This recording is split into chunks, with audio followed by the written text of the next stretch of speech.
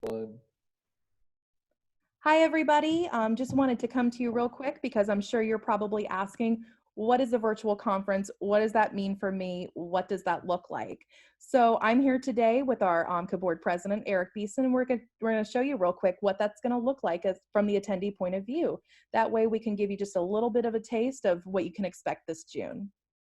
Yeah, thank you, Rebecca. And thank you all for attending, or hopefully attending, the first ever AMHCA virtual conference. So if you're anything like me, you're probably concerned about sitting in front of a computer screen for 8 hours and having someone talk at you. That doesn't sound like what I would want to do with my late June afternoon, hopefully after social distancing is over and I can get out of my house. But we want to show you how this virtual conference will be different. We're going to be doing trainings with all of our presenters to show them how they can use the full scope of Zoom resources to bring a really dynamic educational experience to you all as attendees. So I'm going to give you a sneak peek of what a presentation might look like, or what some of your presenters might do during the breakout sessions at this year's 2020 AMHCA virtual conference. So you all know a PowerPoint, you all know what a presentation looks like. So if I wanted to do that, I would just simply pull that up on my screen. And you may have a presenter that does this. They use a traditional PowerPoint, they walk through it, and you just kind of go through it. So they'll do their whole thing. They're going to have a chat box active, so they may let you chat with them. They may want you to interrupt and ask questions and add things. There might be a lot of things that they'll add you to do, but this is kind of the most traditional that you'll see. You'll see some PowerPoints, you'll see that stuff going on. But you also might see some people do some other things. So you might see them use a whiteboard. So I really like whiteboards because I can draw things and we can kind of just see what happens together. One of the things I like to do in class sometimes is just play a little tic-tac-toe with my students before we start. So you might see one of your presenters getting you all warmed up playing some tic-tac-toe. You also might see them though doing something a little bit more meaningful to the clinical work that you're doing. For instance, I like to do a lot of timeline work. So I might say, tell me the first thing that you remember from your childhood. And we might write that out. And then we might just follow life, identifying the ups and downs of life, significant events along the way that they've experienced. But I might actually want to do that with my attendees as I demonstrate this technique, as I demonstrate this intervention. So we actually might do that together as I draw it out on the whiteboard. So that's one example of something your presenters might do. Some other things presenters might do are share documents. So I use a lot of assessments in my practice, but not the traditional like MMPIs and things like those. A lot of more process assessments. One of the ones I like to use is called the Applied Mindfulness Process Scale. It helps us to evaluate the way that we use mindfulness practices in our work.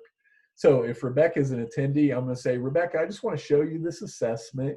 We'll take our chance to administer it, to score it together, and by the end, you'll be ready to go to use this in your practice. And she's excited, as you can see.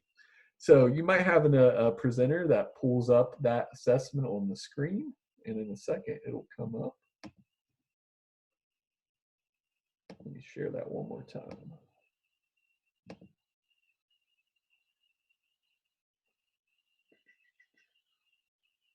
I promise I have this. So we're going to pull up this assessment here. And it's called the Applied Mindfulness Process Scale. So you can see your presenters of your breakout rooms might share something with you like this. And I might say, okay, I'm going to say, how often do I use mindfulness to observe my thoughts in a detached manner? And I'm going to say, never. I never do that. So Rebecca's my attendee. I say, Rebecca, would you go ahead and look at that second item and just mark it wherever you want to? How often do you use mindfulness practice to relax your body when you're tense? And you see Rebecca just wrote it right on the screen, rarely. So then, I might say, see that my thoughts are not necessarily true. I'll put a 0 again. Rebecca, How about you? How often do you use mindfulness to enjoy the little things in life more fully? And as you can see, Rebecca uses mindfulness way better than I do. So this is just an example. You could fill out this assessment, you could score this assessment, and if you were really excited, you could even go up to the top and you could start interpreting that assessment using some of the actual data from your participants or some of your own data as a presenter. So that's how you would share documents, how some of your presenters might use that. One of my favorites is your iPhone. You might have some presenters or whatever cell phone, sorry, not to endorse Apple, but whatever cell phone provider you might have.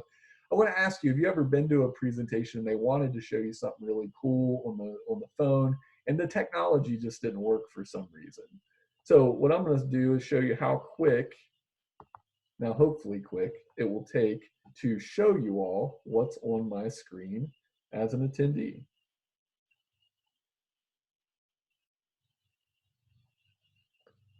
So all of a sudden you can now see my screen.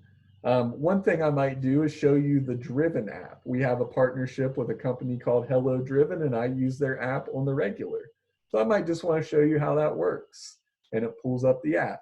If I was in a presentation, if I was a presenter, we would walk through what this app does, how you can use it for your own personal benefit, how you can use it with your clients. You can see the chatbot interface. So just another example of something that you might experience from a presenter in their presentation. And I can chat with my chatbot while I'm giving a presentation. And it just works just like that. So we've got through many of the bells and whistles. One of the things that I'm actually going to be doing in my breakout session during the conference is doing a little demonstration using HeartMath technology. And if you've ever used HeartMath before, it's a biofeedback instrument and it looks something like this. So I would actually hook myself up and you all would watch me and watch my heart rate variability go up and down on the screen like this. And hopefully by the middle of my presentation, I start to be a little more regulated like that.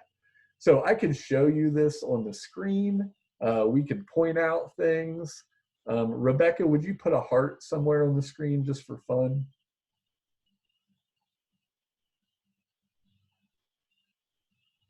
Look, Rebecca just added a heart to us. And if you can't see, I'll go ahead and draw that.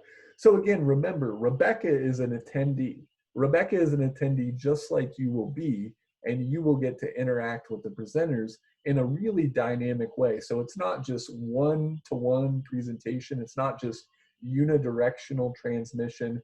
It's a multi-dimensional interaction of education that hopefully will enhance, enrich, and energize your experience as clinicians and your overall experience at the conference.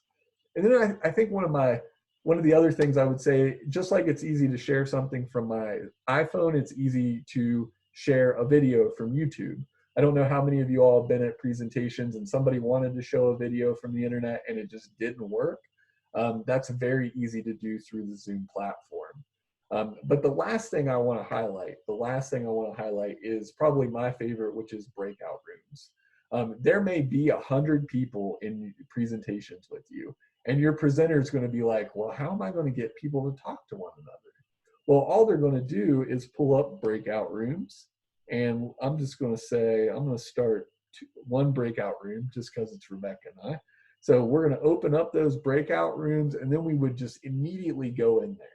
So you might be in a breakout with 100 people and then get immediately put into a breakout room with 5 people, with 7 people. The presenter might give you a prompt. They might give you a document. They might give you a skill to practice. So you're going to have that opportunity to interact with not only the presenter, but interact with your fellow attendees. And as we all know, we go to conferences for many reasons, but one of the major reasons is connection. It's connection with our peers, it's networking, it's learning from new people about new things, and not only just the presenters, but those people that you're going to be surrounded with. So you'll have that opportunity not only in the actual breakout sessions, but also at the larger conference sessions. We're committed to providing you all an experience that will get you connected, even though it's through a virtual environment.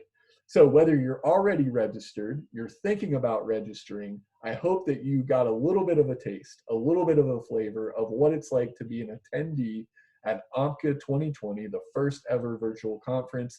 And hopefully you will find it as excited as I am to plan it alongside of all of the great people at AMHCA. So thank you all, and I hope to see you in, hold on one second, drum roll please. I hope to see you in virtual Vegas at the end of June. Take care, everyone.